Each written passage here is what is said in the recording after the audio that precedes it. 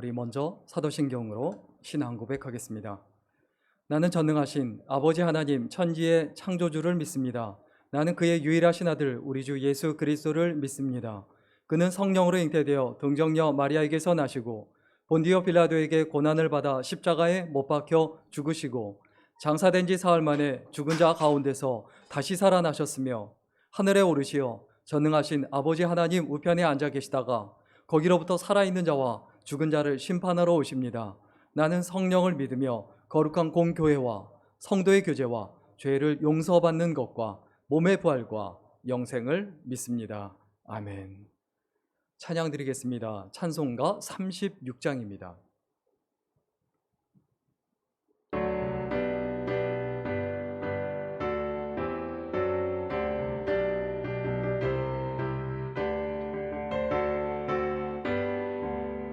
주 예수 이름 높이어 다 찬양하여라. 금멸유관을 들여서 만유의 주 찬양. 금멸유관을 들여서 만유의 주 찬양. 주 예수 당한 고난을 못 잊을 죄인아, 내 귀한 몸에 바쳐서 만유의 주 찬양. 내 귀한 몸에 바쳐서 만유의 주 찬양.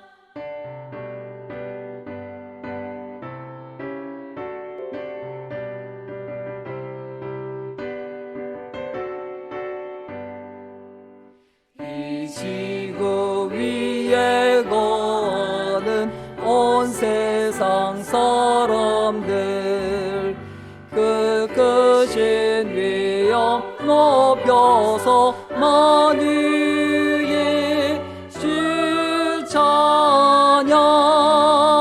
그 크신 위엄 높여서 만유의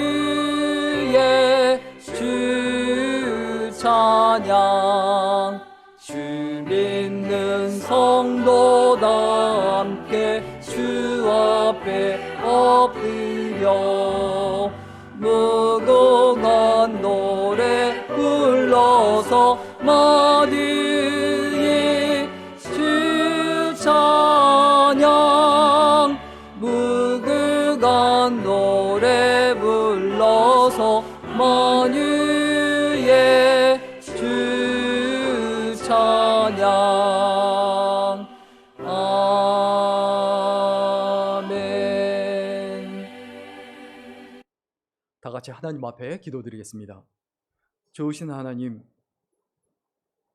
오늘도 거룩한 주일을 맞이하여 하나님 앞에 시간을 구별하여 예배 드리게 하신 것을 감사드립니다. 또한 살아가면서 많은 힘겨운 일들과 어려운 일들과 답답한 일들이 있었지만은 그 가운데서 늘 지켜주시고 믿음의 사람으로 하나님의 백성으로 하나님의 일꾼으로 살게 하신 것을 감사드립니다. 하나님, 그러나 이와 같이 하나님께 감사하며 산다고 하면서도 인간적인 생각과 세상적인 생각이 앞서며 나의 감정과 개인적인 생각이 앞서서 하나님 나라를 그르치고 하나님의 백성이여 일꾼답게 살지 못하던 순간들이 있었음을 고백하오니 용서하여 주시고 더욱더 믿음으로 성장하고 자라나서 하나님의 자녀요 백성다운 삶을 살아갈 수 있도록 인도하여 주옵소서. 오늘날 살아가면서 힘겨운 이들이 있습니다. 마음이 아픈 이들에게 위로를 허락하시고 상처받은 이들에게 치유를 허락하시며 물질적으로 어려운 분들에게 경제적 여건을 허락하시고 또 살아가면서 절망에 빠진 이들에게 희망을 허락하여 주옵소서. 그래서 살아계신 하나님이 어떤 분이신지 우리에게 밝히 보여주시고 그 하나님을 온전히 바라볼 수 있도록 저희들을 선한 길로 인도하여 주옵소서. 오늘도 주의 말씀 상고하며 묵상하며 깨닫기를 소원합니다. 들을 길을 열어주셔서 이 말씀 깨닫고 마음에 새길 수 있도록 붙들어 주시며 이 말씀 붙잡고 또 한 주 동안 믿음으로 담대하게 강하게 살아내는 우리들이 될 수 있도록 함께하여 주옵소서. 감사드리며 예수님의 이름으로 기도드렸습니다. 아멘.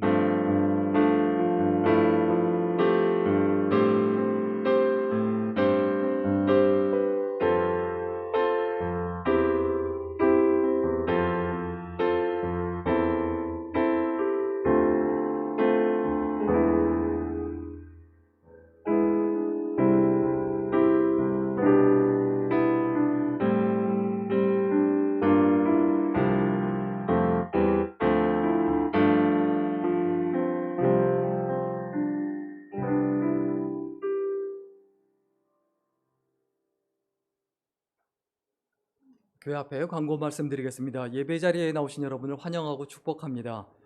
다른 광고는 주보를 참조해 주시기를 부탁을 드리겠고요. 또 한 주 동안 믿음으로 살아왔고 그리고 앞으로도 계속 믿음으로 살아갈 수 있도록 함께 기도하고 또 신앙 가운데 살아갈 수 있도록 부탁을 드리겠습니다.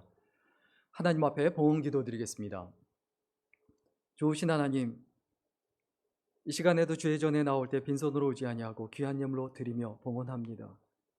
이 예물이 쓰이는 곳마다 하나님의 사랑과 은혜가 풍성히 넘칠 수 있도록 붙들어 주시고 하나님의 뜻이 이 땅에 이루어질 수 있도록 은혜를 베풀어 주옵소서.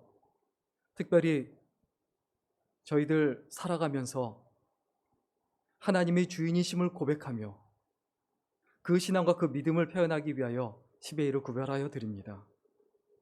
그 삶과 그 인생을 하나님께서 지켜주셔서 무엇을 하든지 간에 잘되며 형통할 수 있도록 붙들어 주시고 어딜 가서 무엇을 하든지 간에 형통함으로 꾸어주며 나눠주며 베풀어주는 인생이 될지언정 꼬임받지 아니하며 더욱더 하나님 앞에 풍성하게 살아가는 귀한 인생이 될 수 있도록 인도하여 주옵소서. 또한 여러 가지 제목으로 감사해서 감사의 예물 드립니다. 감사할 때마다 더욱더 감사의 조건들이 넘쳐나며 감사함으로 승리하는 인생이 되게 하여 주옵소서.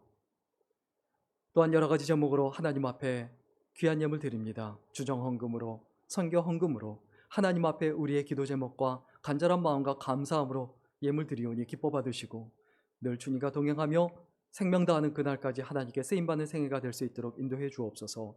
감사드리며 예수님의 이름으로 기도드렸습니다. 아멘.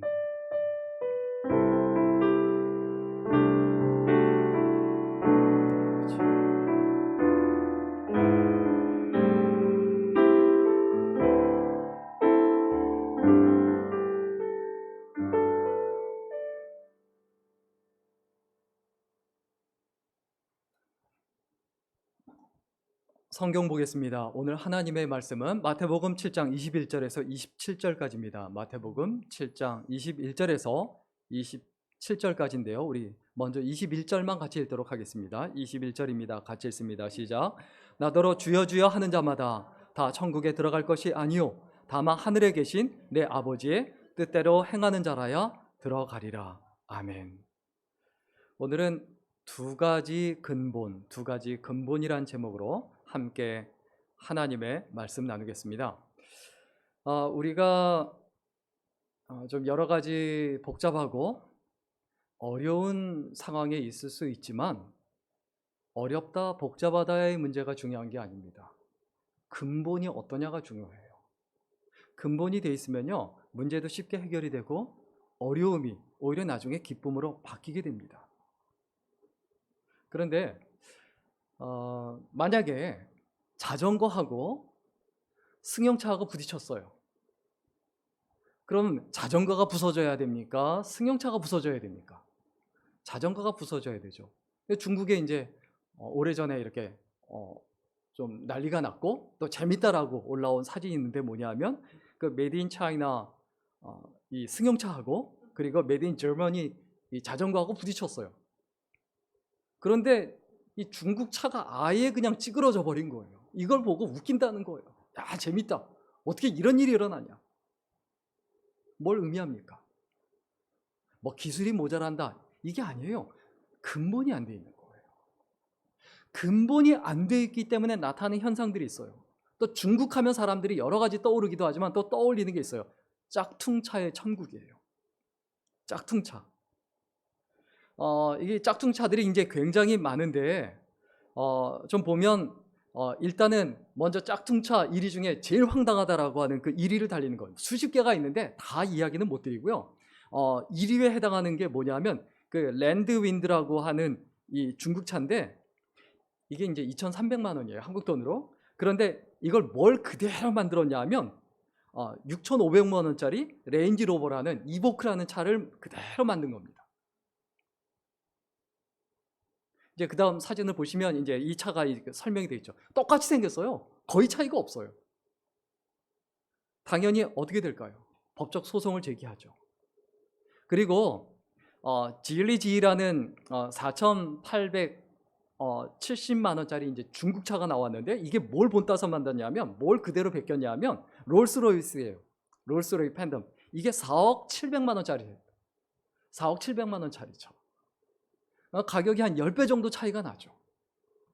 그리고 또 이제 상완 노블이라는 820만 원짜리 차가 중국에 나왔어요. 굉장히 싸죠. 그런데 이 차가 뭘 그대로 만들었냐면 스마트4라는 메르세데스에서 만든 이 어떤 독일에서 만든 차입니다.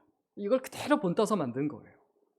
그리고 또 베이직 B7이라는 그 차가 있는데 2,800만 원짜리 차인데 이거는 뭘 그대로 본따냐면 지프의 그 랭글러 4,500만 원짜리 차를 본따서 만든 겁니다.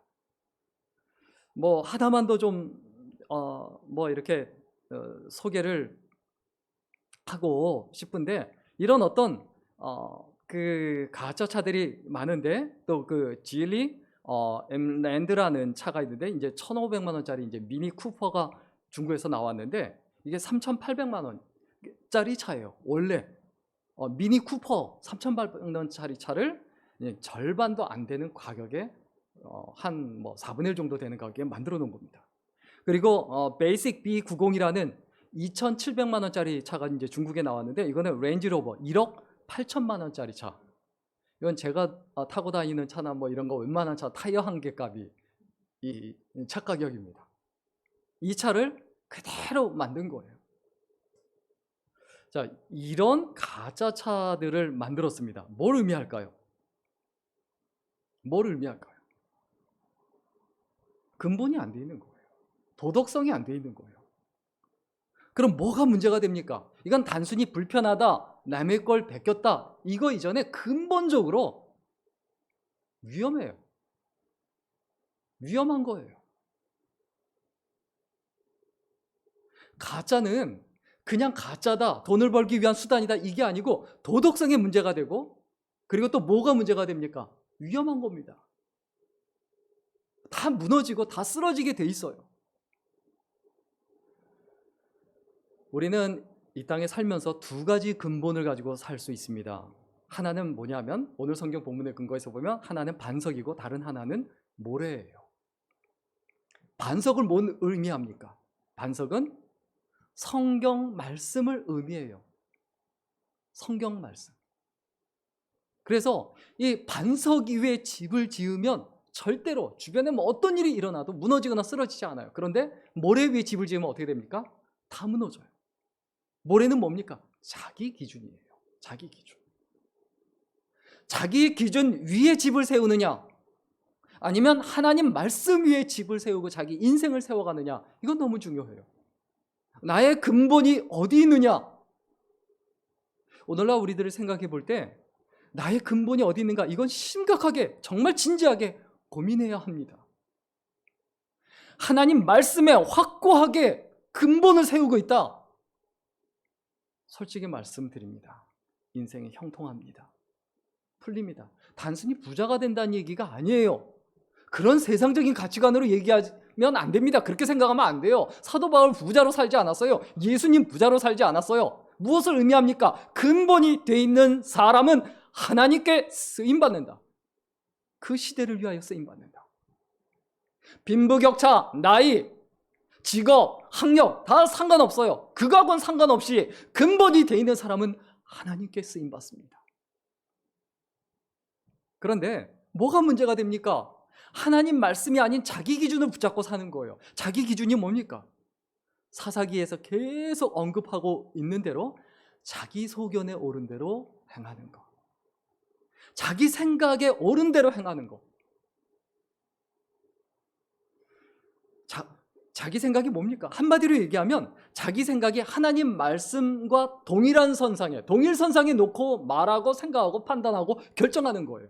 그리고 아니면 더 많은 경우에 자기 생각을 하나님 말씀 위에 놓고 있는 거예요.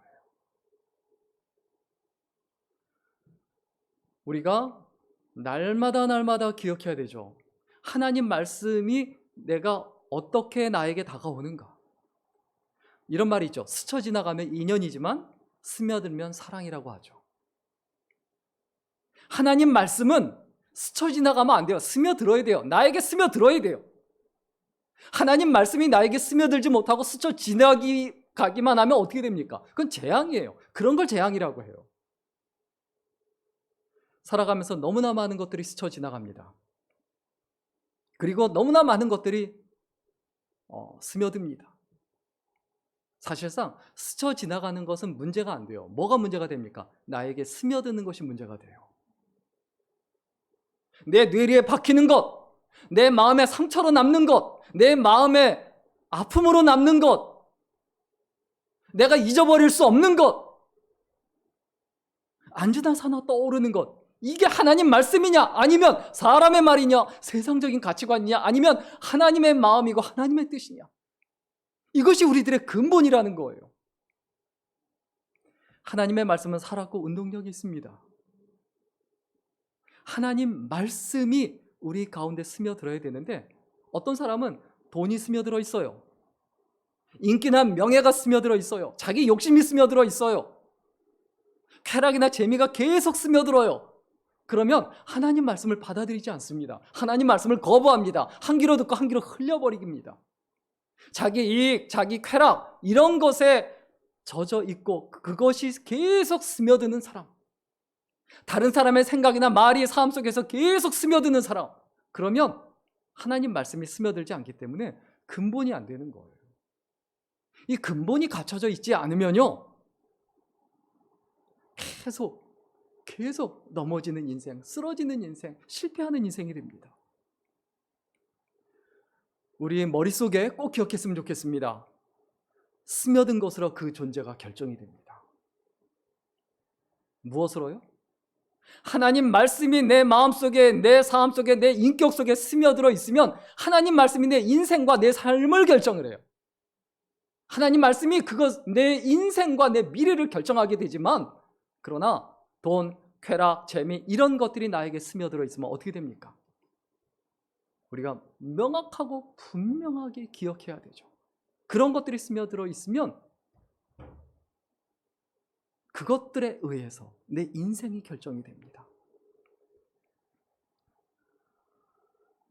자, 물고기가 살아있으면 아무리 바닷속을 헤엄치고 바닷속에 아무리 24시간 있어도 절대로 짜지 않습니다. 싱겁습니다. 스며들질 못해요. 그런데 물고기가 죽으면 어떻게 될까요? 그 바닷물이 스며들어서 짭니다. 똑같습니다. 내가 정말 생명력이 있고 하나님의 말씀으로 살았고 운동력이 있는 하나님의 말씀을 붙잡고 그것이 내 안에 스며들어 있으면 세상에 물들지 않습니다. 세파에 물들지 않습니다. 넘어지거나 쓰러지지 않습니다. 말씀이 스며들어 있는 사람이 교회를 이끌 때, 그때 그 교회가 살아나요. 그런데 우리 예수 믿는 사람, 크리스천의 모순이 있습니다. 그게 뭔지 아세요? 모래 위에 교회를 세우려고 해요. 모래 위에. 모래 위에 교회를 세우면 어떻게 됩니까? 다시 말하면 자기 기준 위에 교회를 세우려고 해요. 그래서 계속 다툼이 일어나요. 계속 싸움이 일어나요. 계속 불편해져요. 서로 안 맞아요. 갈등이 해결이 안 돼요. 기독교가 기독교답지 않는 이유는 알고 보면 그렇게 어렵지 않습니다. 자기 기준이 앞서서 그래요. 비가 오고 바람이 불면 무너진다고 했어요. 왜 그렇습니까? 자기 기준 위에 교회가 세워져서 그래요. 자기 기준에, 그리고 사람에게 교회를 맞추고 그리고 사람의 기준, 나의 기준 이것에 맞춰서 교회를 세워나가면 교회가 빨리 부흥하는 것 같아요. 왜? 내 마음에 드니까. 근데 내 마음에 들면 뭐합니까? 다른 사람 마음에 안 듭니다. 내 마음에 들고 다른 사람 마음에 들면 뭐합니까? 하나님 마음에 들지 않아요. 우리가 모래 위에 교회를 세우려고 하지 말아야 되죠. 근데 요즘 문제는 뭐냐면 세우려고 하지도 않죠. 세우려고 한다면 그래도 다행이에요. 가능성이 있죠. 아예 관심이 없는 게 더 심각한 문제죠. 또 크리스천의 그 모순, 그 부분이 뭐냐면 반석 위에 자기 왕국을 세우려고 해요. 반석 위에 하나님 나라를 세워야 되는데 자기 왕국을 자꾸 세우려고 해요. 왜? 내 왕국, 내가 원하는 것, 내가 뜻하는 건 절대 흔들리지 말아야 되니까요. 그래서 자기 왕국을 세우는 데다 하나님 말씀을 계속 갖다 끌어다 붙여요. 그러나 하나님 나라 그리고 교회를 세우는데 하나님 말씀은 배제시켜요. 이게 크리스천의 모순이라는 거예요. 좀 이렇게 생각했으면 좋겠습니다. 두 사람이 씨름을 하려고 합니다. 어디서 씨름을 해야 되죠? 모래판 위에서 해야 됩니까? 반석 위에서 해야 됩니까? 모래판에서 해야 돼요. 그래야 안 다쳐요. 그런데 사람들이 씨름을 하는데 어디서 씨름을 하느냐? 반석 위에서 씨름을 해요. 반석 위에서. 그럼 어떻게 됩니까? 서로 깨지고 부러지고 그냥 다치죠. 반석은 뭡니까? 하나님 말씀이에요. 하나님 말씀 위에서 자기 인생을 세우려고 하고 거기에서 서로 다투고 싸우는 거예요. 자기 마음대로 성경을 해석하고. 그 모습이 뭡니까? 반석 위에서 씨름을 하는 것과 똑같은 형국이다라는 거예요. 식당에는 밥을 먹으러 가야 합니다.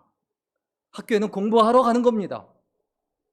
공원에는 쉬거나 놀러 가는 곳이에요. 그런데 공원에 잠을 자러 가거나 거기에 살러 가면 어떻게 됩니까? 가능은 하겠죠. 그런 사람들을 노숙자라고 하죠. 홈리스라고 하죠.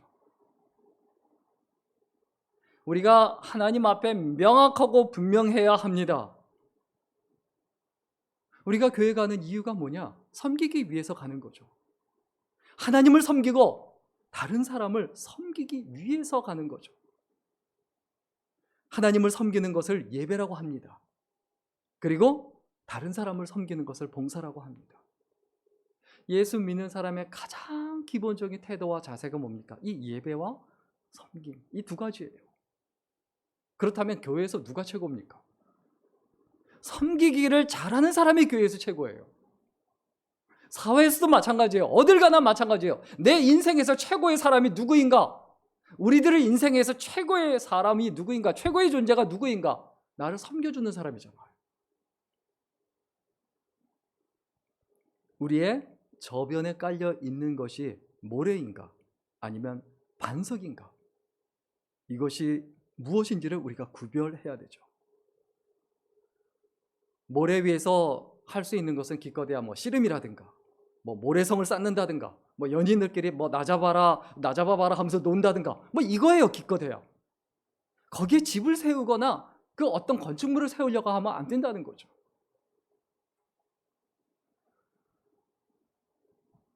그렇다면 우리의 모습이 어떠해야 됩니까? 명확하고 분명해야 되죠. 반석 위에 하나님 나라를 세우고 있어야 합니다. 자동차 왕 헨리 포드가 한 유명한 말이 있습니다. 그게 뭐냐면 당신이 할 수 있다고 믿든 할 수 없다고 믿든 당신의 믿음대로 될 것이다. 안 된다고 생각하면 안 된다는 거예요. 된다고 생각하고 하면 되는 거예요. 그것이 하나님의 말씀이죠. 이런 근본이 분명하고 명확하면 어떤 일이 일어나냐? 두 가지 일이 일어납니다. 하나는 창조적인 사람이 돼요. 건설적인 사람이 돼요. 뭔가 만들어내고 그리고 유익을 만들어내는 사람이 돼요. 그러나 이 근본이 안 돼 있으면 파괴적인 사람이 돼요. 무너뜨리는 사람이 돼요. 쪼개는 사람이 돼요. 깨트리는 사람이 됩니다. 오늘 성경을 좀 묵상하고 그리고 좀 이렇게 나누고 마칠까 하는데 우리 스스로 내가 파괴자인가 건설자인가 이 부분을 좀 깊이 생각해 봤으면 좋겠습니다. 먼저 21절에서 23절 보면 이 파괴적인 근성, 우리들의 삶에 있어서 나에게 있어서 스며 있을 수 있는 파괴적인 근성이 있을 수 있어요. 그걸 어떻게 표현합니까? 21절에 보면 나더러 주여 주여 하는 자마다 다 천국에 들어갈 것이 아니요 다만 하늘에 계신 내 아버지의 뜻대로 행하는 자라야 들어가리라. 나더러 주여 주여 하는 자마다 다 천국에 들어가는 게 아니다. 하늘에 계신 하나님의 뜻대로 행하는 자라야 들어가리라. 이 말씀을 우리는 너무 가볍게 여겨요. 우습게 여겨요. 내가 진짜 하나님의 뜻대로 행하는가?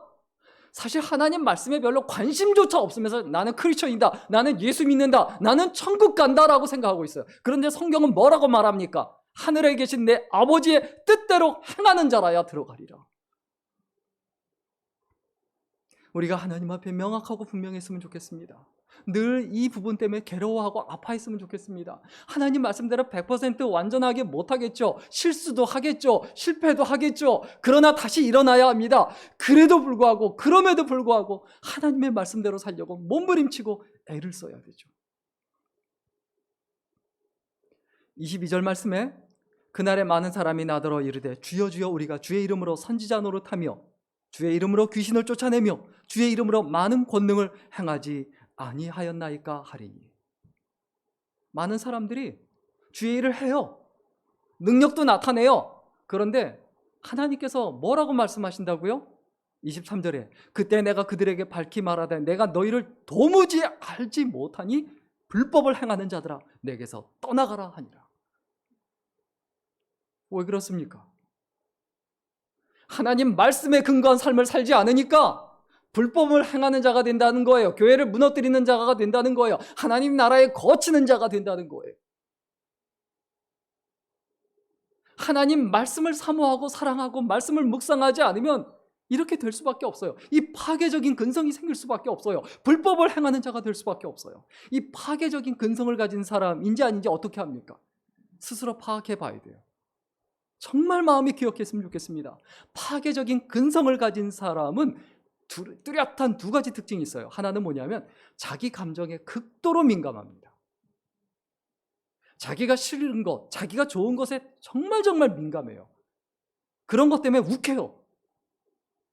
자기가 좋으면 다 좋고 자기가 싫으면 다 싫은 거예요. 왜 그렇습니까? 말씀에 근거한 인생이 아니거든요. 자기 감정에 이와 같이 매여 있어서 흔들리는 사람이 옆에 있으면 어떻게 됩니까? 불안해요. 조마조마해요. 믿을 수가 없어요. 저 사람이 언제 어떻게 무슨 일을 저질지 모르거든요. 같이 살 수가 없어요. 같이 있을 수가 없어요. 그리고 우리가 하나님 앞에 기억했으면 좋겠습니다. 감정을 좋아하고 추구한다. 이 말을 좀 바꿔서 얘기하면 자기 좋아하는 것에 목숨을 거는 거거든요. 싫어하는 것에 목숨을 거는 거거든요. 내가 뭔가를 목숨 걸고 좋아한다는 건 다른 것은 목숨 걸고 싫어한다는 거예요. 그래서 디모데전서 5장 6절에 이렇게 말합니다. 일락을 좋아하는 자는, 향락을 좋아하는 자는, 쾌락을 좋아하는 자는 살은 것 같으나 이미 어떻게 됐다? 죽은 자다. 내가 좋아하는 거 싫어하는 거 여기에 목숨 걸고 여기에 목매지 말라는 겁니다. 창세기 6장 2절에 또 하나님께서 뭐라고 말씀하십니까? 하나님의 아들들이 사람의 딸들의 아름다움을 보고 자기들의 좋아하는 모든 자로 아내를 삼는지라. 자기가 좋아하는 거. 이걸 감정이라고 하잖아요. 살다 보면요, 다양한 분들이 있지만 뭐든 자기 마음에 맞아야 직성이 풀리는 분들이 있어요. 화가 나면 꼭 그냥 원수 갚아야 되고 복수해야 되고 말 한마디 다시 쏴줘야 되고 그렇게 해봤자 좋은 거 돌아오지 않습니다. 인생 어려워집니다. 왜 그렇습니까? 그게 해결이 되려면 어떻게 해야 됩니까? 하나님 말씀을 묵상해야 돼요. 하나님 말씀 붙잡고 살아야 돼요. 그래야 자기 감정에 휘둘리지 않아요. 그래야 사람에게 휘둘리지 않아요. 자기는 다른 사람 마음에 맞는 사람 되지도 못하면서 다른 사람이 자기 마음에 안 든다고 계속 얘기해요. 얼마나 답답한 인생입니까? 자기는 다른 사람의 말을 이해 못하면서 다른 사람이 자기 말을 이해 못하고 자기 마음을 이해 못한다고 계속 말해요. 얼마나 답답합니까? 파괴적인 근성, 뭐가 파괴적인 근성이 됩니까? 자기 감정에 극도로 예민한 겁니다. 인생에 절대로 도움이 되지 않습니다. 그리고 또 파괴적인 근성을 가진 사람의 다른 한 가지 특징이 있어요. 그게 뭐냐면 자기 필요에 극도로 민감합니다. 자기한테 손해가 된다, 욱해요. 1,000원, 2,000원에도 욱해요. 저도 한때는 회개하는 마음이 있었습니다. 그게 뭐냐면 인터넷 서치해서 가장 값싼 걸 찾았는데 사고 나서 보니까 더 싼 게 나왔어요. 구매 확정까지 했는데 이 억울함. 와, 진짜 이 억울함. 그리고 나선 진짜 싼 걸 찾았다라고 했는데 커스코 가보니까 더 싸네요. 야, 그때 이 억울함. 앉아도 생각나고 일어나도 생각나고 억울하다. 왜 그렇습니까? 내가 하나님 말씀에 물들어 있지 않고 하나님 말씀이 나에게 스며들어 있지 않다는 거예요. 우리가 세상에 살면서 자꾸 잊어버리는 부분이 있어요. 예수님은 우리에게 필요한 분이 아니에요. 예수님은 우리의 전부지 않습니까? 나의 존재 자체지 않습니까? 내가 세상 살면서 돈이 필요하고 먹을 것이 필요하고 집이 필요하고 이렇게 필요하듯 그 필요한 분이 예수님이 아니에요. 그냥 예수님은 나의 존재 자체예요. 그냥 나예요. 예수님이 없으면 내 인생은 무너진 인생이에요. 존재하지 않는 거예요. 자, 알 없는 안경이 안경입니까? 아닙니까? 안경 아니죠. 뭐 안고 웃는 찐빵이다. 그거 찐빵입니까? 아닙니까? 그거 찐빵 아니에요. 그런 걸 찐빵이라고 말하면 안 되죠. 안에 안고가 안 들었는데. 그럼 말도 안 되는 얘기예요. 시계가 있는데 초침과 분침, 시침 이게 없어요. 아니, 바늘이 없는 시계가 무슨 시계입니까? 시간을 전혀 알려주지 못하는데. 그 의미가 없는 거예요. 아주 비싼 시계인데 거기에다가 이렇게 초침이나 분침 이런 게 없고 그냥 그려놨어요. 똑같이. 그게 시계입니까? 우리의 신앙도 그럴 수 있어요. 언제 그렇게 됩니까? 내 필요에 민감할 때. 내 이익에 민감할 때 하나님 말씀은 무력화됩니다. 우리는 너무나도 많이 나의 이익과 나의 손해에 집중합니다. 그러나 우리에게 중요한 것은 하나님 말씀에 집중해야 돼요. 그래서 그 파괴적인 근성, 집을 무너뜨리는 그 근성, 무너지는 그 인생을 막기 위해서 예수님께서 뭐라고 말씀하십니까? 창조적 근성을 가지라는 거예요. 건설적인 근성을 가지라는 거예요. 그게 바로 24절부터 말씀인데요. 우리 24절 말씀에 보면요. 우리 같이 읽을까요? 24절 말씀입니다. 시작. 그러므로 누구든지 나의 이 말을 듣고 행하는 자는 그 집을 반석 위에 지은 지혜로운 사람 같으리니. 자, 누구든지 나의 이 말을 듣고 그 말씀을 어떻게 하는 자? 그냥 간직만 하는 자? 기억만 하는 자? 암송만 하는 자? 아니잖아요. 행하는 자. 그 말씀을 행하는 사람은 어떤 사람과 같다? 지혜로운 사람 같다. 하나님 말씀을 늘 마음에 새기고 말씀을 묵상하고 말씀을 사랑합니다. 그래서 말씀을 새기고 늘 기억합니다. 그러면 어떻게 됩니까? 25절 말씀 같이 읽겠습니다. 같이 읽습니다. 시작. 비가 내리고 창수가 나고 바람이 불어 그 집에 부딪히되 무너지지 아니하나니 이는 주추를 반석 위에 놓은 까닭이요. 비가 오죠. 세상은 바람이 불죠. 어려운 일들 다가옵니다. 힘든 일 다가옵니다. 깝깝한 일 다가옵니다. 그러나 말씀 위에서 살아가고 말씀을 행하려고 하는 사람은 절대로 흔들리지 않는다. 하나님의 약속입니다. 그런데 이게 되어 있지 않으면 어떻게 된다고 했습니까? 26절, 27절 말씀 같이 읽어볼까요? 26절, 27절입니다. 시작. 나의 이 말을 듣고 행하지 아니하는 자는 그 집을 모래 위에 지은 어리석은 사람 같으리니 비가 내리고 창수가 나고 바람이 불어 그 집에 부딪히매 무너져 그 무너짐이 심하니라. 말씀이 없는 인생, 말씀을 붙잡고 살아가지 않는 인생, 말씀대로 행하지 않는 인생, 그 인생은 어리석은 사람 같으니 반드시 어려움이 오면 무너진다는 거예요.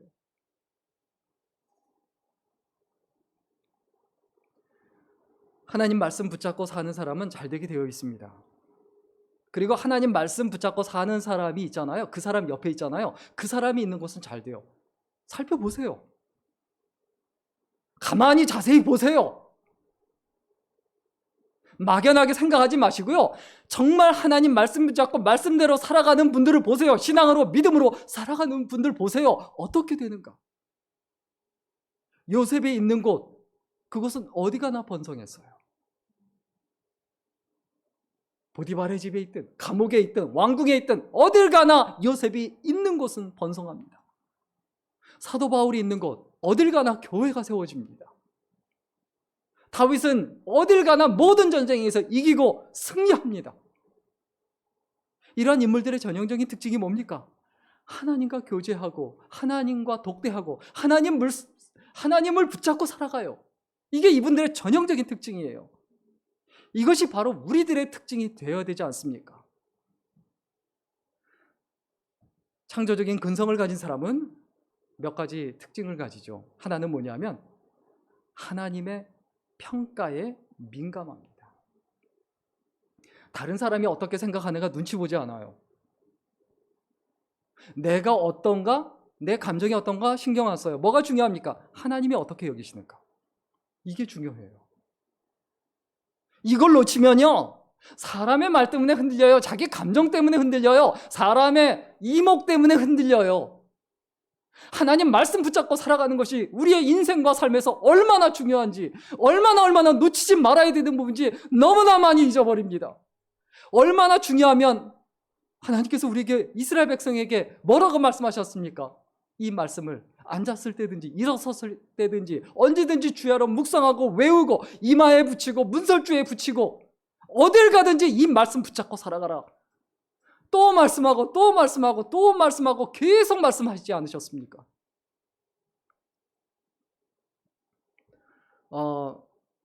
미국의 그 어느 교회에 목사님이 새로 부임을 했어요.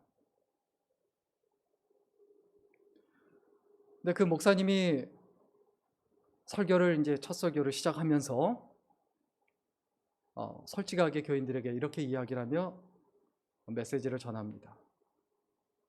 제가 정말 하나님 말씀을 잘 전하는 사람이 되고 싶습니다. 설교가 끝난 다음에 정말 주저하지 마시고 제 설교가 어땠는지 평가해 주십시오. 설교를 열심히 다 했어요. 끝나고 난 다음에 많은 교인 중에 아무도 안 왔는데 딱 한 분이 왔어요. 한 분이 와서 하는 말이, 목사님 설교에 대해서 말씀드리고 싶습니다. 솔직히 형편없었습니다. 그래요? 좀 구체적으로 말씀해 주시겠어요? 목사님은 설교 원고를 읽기만 했습니다. 두 번째, 그것도 똑바로 못 읽었습니다. 그리고 세 번째, 처음부터 아예 읽을 가치도 없는 원고입니다. 정말 죽으라고 열심히 준비했거든요. 열심히 준비하다 보니까 뭐 부목사로 이렇게 생활하다 담임 목사 되니까 뭐 설교를 얼마나 잘하겠어요. 잘 못하겠죠. 근데 정말 성심성의껏 열심히 준비했는데 그걸 어떻게 다 외웁니까? 처음에 못 외우죠. 노하우가 없죠. 그러다 보니까 보고 앞도 봐야 되고 이러다 보니까 제대로 읽지도 못한 거예요. 그래서 제대로 전달을 못한 거죠.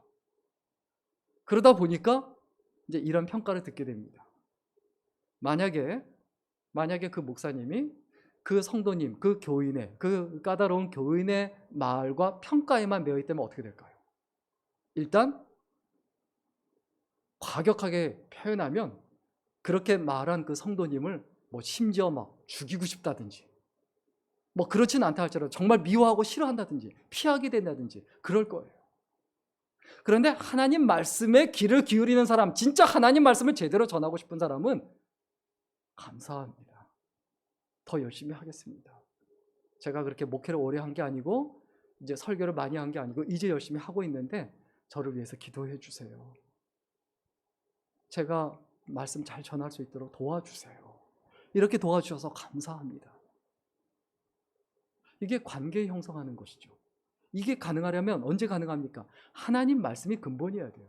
자기 감정이나 자기 이익이 근본이 되면 안 돼요. 근데 하나님 말씀에 집중하지 않고 하나님의 뜻에 집중하지 않고 그분 말에 집중하면 어떻게 됩니까?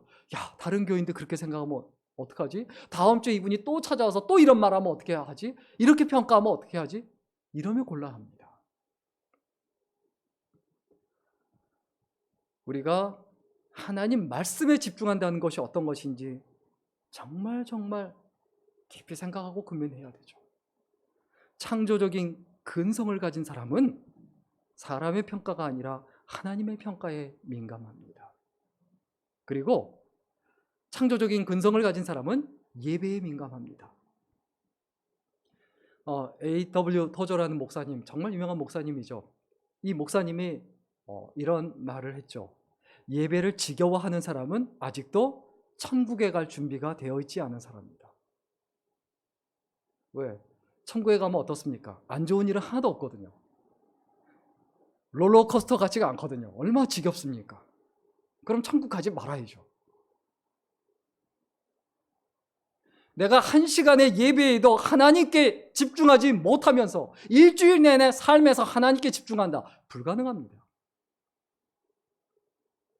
진정한 예배자는 화려한 것에 눈을 뺏기거나 마음을 뺏기지 않습니다. 진정한 예배자는 지루한 것 때문에, 불편한 것 때문에 마음을 닫지 않고 항상 하나님께 초점을 맞춰요. 우리는 언젠가는 예배드리지 못할 때가 옵니다. 거동이 불편해질 수도 있고, 귀가 안 들릴 수도 있고, 앞이 안 볼 수도 있고, 결국 세상을 떠날 때가 옵니다. 이 세상에서의 예배가 끝나는 그날, 아쉬움과 후회가 가득하지 않도록 우리가 예배에 민감하고 예배에 목숨을 걸고 예배에 생명을 걸어야 되죠. 한 가지 더, 창조적인 사람, 건설적인 사람은 무엇에 민감하냐 하면 하나님의 사명, 하나님께서 나에게 맡겨주신 사명에 민감합니다. 내가 무엇에 민감한가? 내가 목숨을 걸고 생명을 걸고 해야 되는 일이 무엇인가? 더 이상 사랑할 수 없을 때가 옵니다. 저는 개인적으로 요즘에 후회하는 것이 있어요. 저는 요즘에 제 어머니에게, 어머니가 91세신데 전화를 드릴 수가 없습니다. 귀가 어두워서 못 들으시거든요. 귀가 잘 들리실 때 진짜 꼬박꼬박 전화라도 열심히 드릴 거. 내가 모시고 살지도 못하면서 전화조차 못 드렸구나.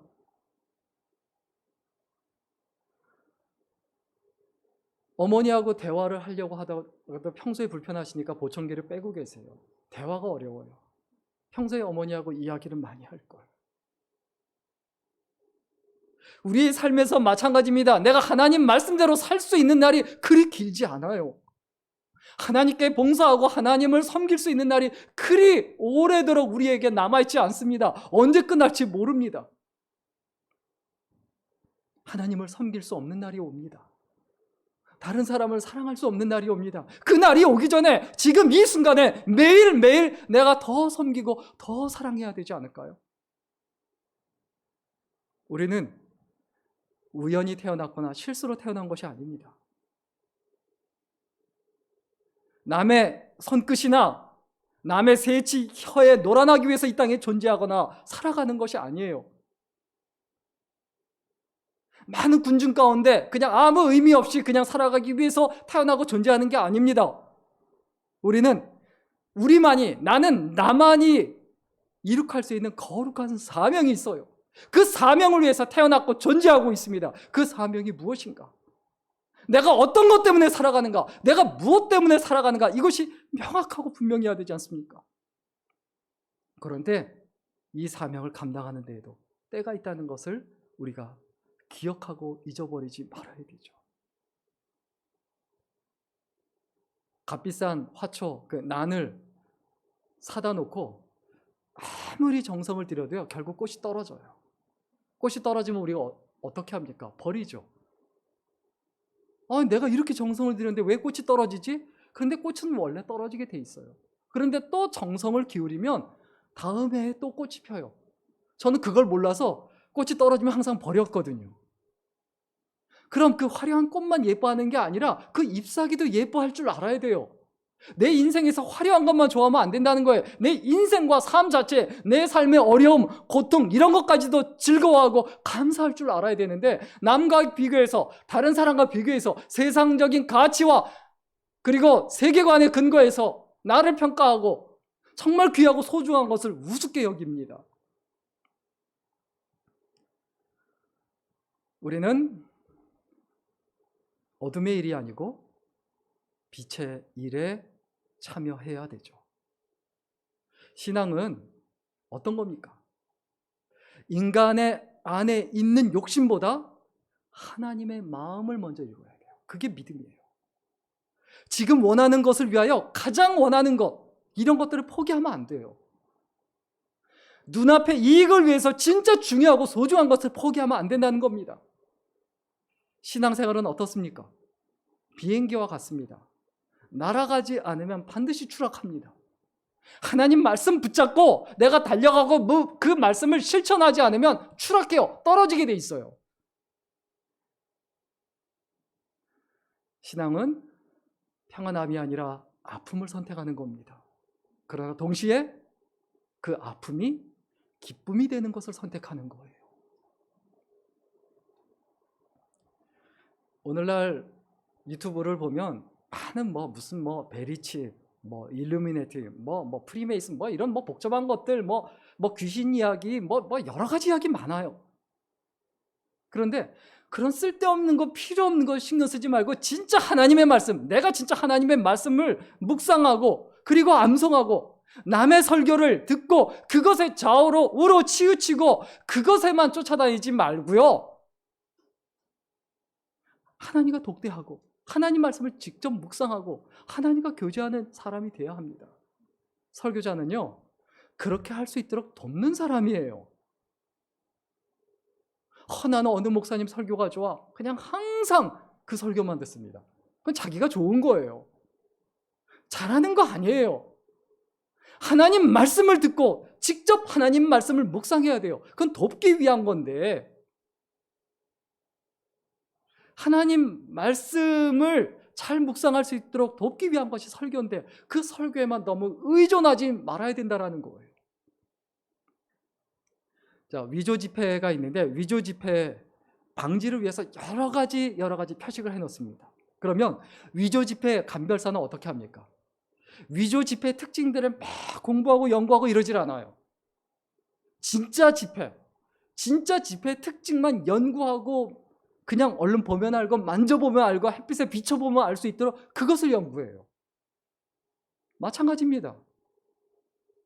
하나님 말씀이 아닌 것에 막 집중하지 말고요. 어두운 것에 집중하지 말고요. 무엇에 집중해야 합니까? 하나님 말씀이요.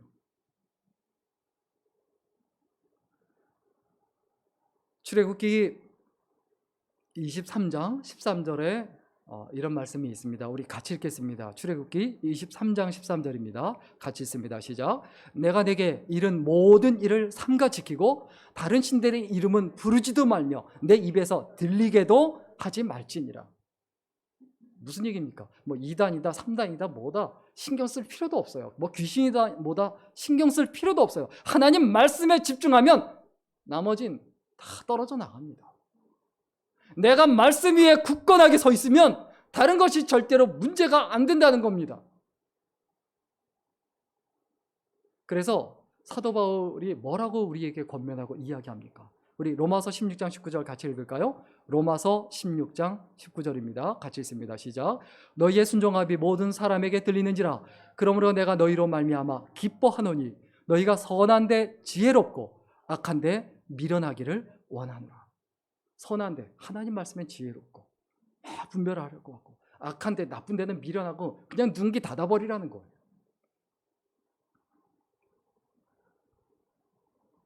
내 삶과 인생에서 나는 북한을 싫어한다, 좋아한다, 이런 정당 싫어한다, 좋아한다, 어느 대통령 싫어한다, 좋아한다, 이런 것보다 더 중요한 건 뭡니까? 하나님 말씀 붙잡고 사는 거예요. 마지막으로 우리 시편 131편 좀 같이 묵상하고 마칠까 하는데요. 1절 말씀 먼저 같이 한번 읽겠습니다. 시편 131편 1절입니다. 같이 읽습니다. 시작.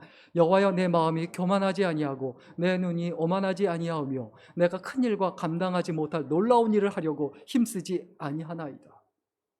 시편 기자가 하나님 말씀에 귀를 기울이고 초점을 맞추자 어떤 현상이 나타난다고요? 내 마음이 뭐하지 아니하고 교만하지 아니하고 내 눈이 오만하지 아니하오며 또 어떻게 한다고요? 교회에서 엄청난 일을 하고 세상에 살면서 대단한 일을 하려고 그렇게 애쓰고 용쓰지 않는다는 거예요. 그냥 말씀대로 순간순간 살아가려고 하는 거예요.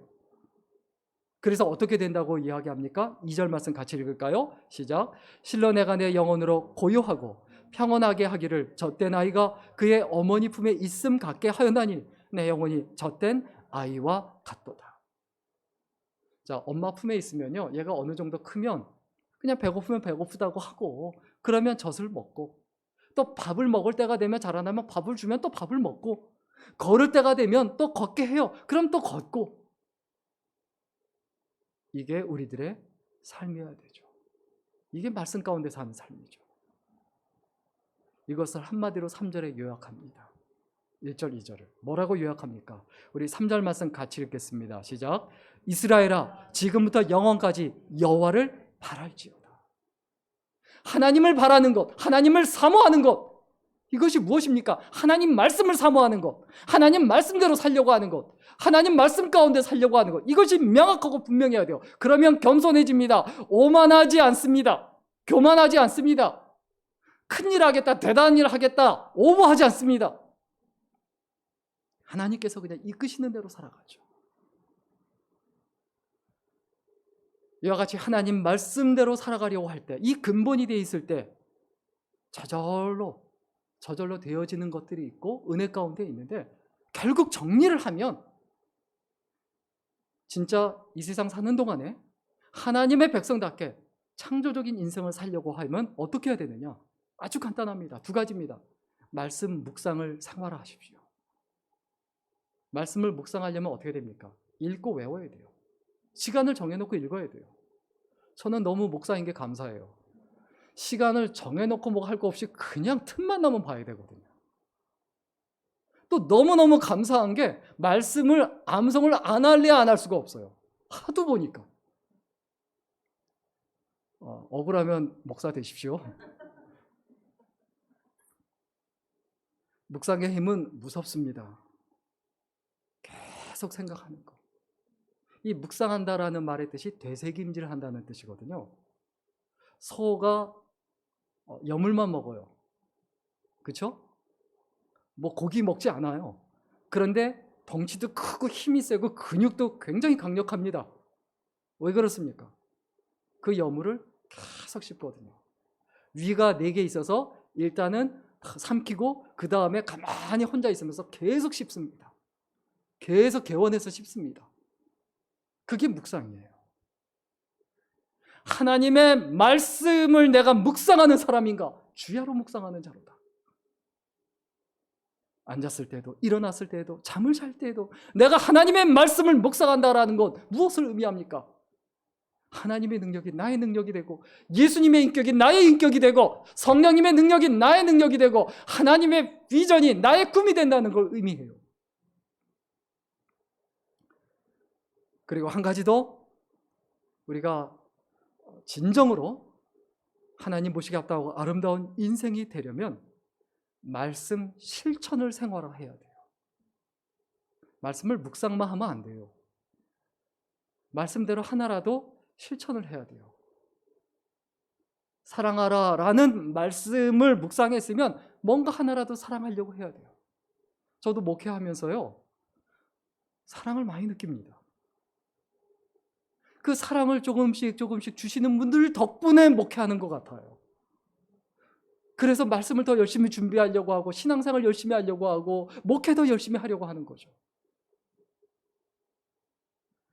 감사하라고 하나님 말씀에 언급이 되어 있고 그 말씀을 읽었으면 감사해야 되죠. 때를 얻든지 못 얻든지 복음을 전하라고 했습니다. 그럼 복음 전해야죠. 우리의 인생은 우리의 기준이나 우리의 소유 혹은 재능에 의해서 결정이 되지 않고 하나님 말씀에 의해 결정이 됩니다. 이것을 믿으십니까? 우리가 확고하게 하나님의 백성이, 하나님의 사람이 믿으셔야 될 게 있어요. 나의 나이나 상황이나 여건이나 배경에 의해서 내 인생과 내 미래가 결정되지 않는다. 하나님 말씀이 내 인생과 내 미래와 내 앞날과 내 마지막을 결정한다. 이것을 믿고 담대하십시오. 강하십시오. 하나님 말씀 붙잡고 행하십시오. 하나님께서 우리를 반드시 쓰실 것이고 헛되이 낭비하지 않도록 선하게 이끄신다라는 것을 기억하고 이렇게 살아갈 때 내 삶 자체가 뭐가 되느냐? 간증이 됩니다. 그리고 하나님을 향한 찬양이 됩니다. 이것이 나의 간증이요, 이것이 나의 찬송일세. 이 간증과 찬양이 내 삶 속에 흘러넘치는 아름다운 인생, 그리고 소중한 인생이 될 수 있기를 주의 이름으로 간절히 축원합니다. 기도하겠습니다. 살아계신 하나님, 한 번밖에 없는 인생을 무엇을 먹을까, 무엇을 마실까 근심하며 염려하며 살지 말게 하시고, 또 한 번밖에 없는 인생을 헛되이 낭비하며 또 파괴적인 존재로, 파괴적인 사람으로, 파괴적인 영향력으로 살아가는 것이 아니라 건설적이고 창조적이고 하나님께 쓰임받는 인생으로 살아낼 수 있도록 하나님 말씀 붙잡고 하나님 말씀 묵상하며 하나님 말씀을 마음에 새기고 하나님 말씀을 늘 실천하며 믿음으로 살아가는 우리들이 될 수 있도록 인도하여 주옵소서. 그래서 우리의 인생 호흡이 끊어지는 그날에 우리의 임종을 지켜보는 이들에게 나처럼 사십시오 라고 말할 수 있는 아름다운 인생이 되게 하여 주시고, 하나님 앞에 섰을 때 잘했다, 착하고 충성된 종아, 네가 내 주인의 즐거움에 참여하리라 라는 아름다운 인정을 받을 수 있는 소중한 인생이 되게 하여 주옵소서. 감사드리며 예수님의 이름으로 기도드렸습니다. 아멘. 찬송가 288장입니다. 288장 같이 찬양 드리겠습니다.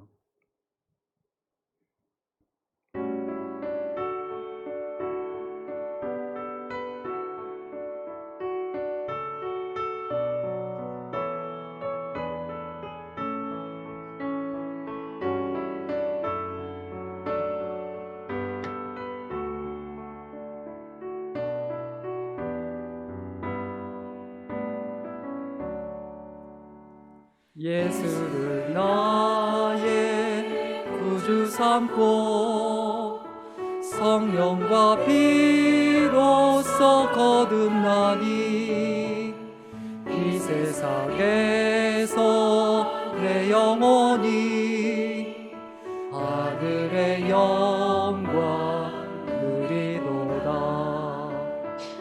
이것이 나의 간증이요, 이것이 나의 찬송일세. 나 사는 동안 끊임없이 구주를 찬송하리로다. 온전히 주께 맡긴 내 영, 사랑의 음성을 듣는 중에 천사들 왕래하는 것과 하늘의 영광 보리로다. 이것이 나의 간증이요, 이것이 나의 찬송일세. 나 사는 동안 끊임없이 구주를 찬송하리로다.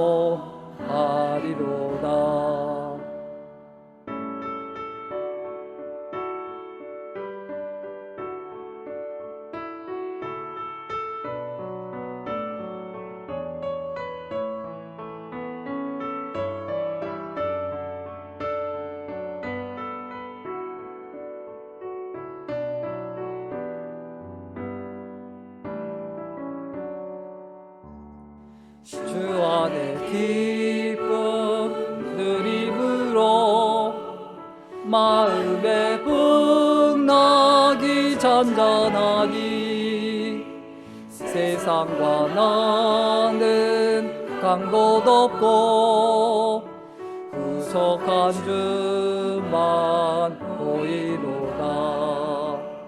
이것이 나의 간증이요 이것이 나의 찬송일세.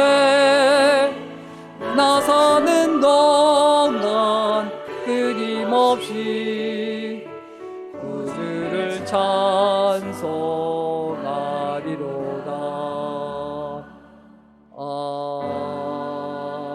아멘. 기도하겠습니다. 살아계신 하나님,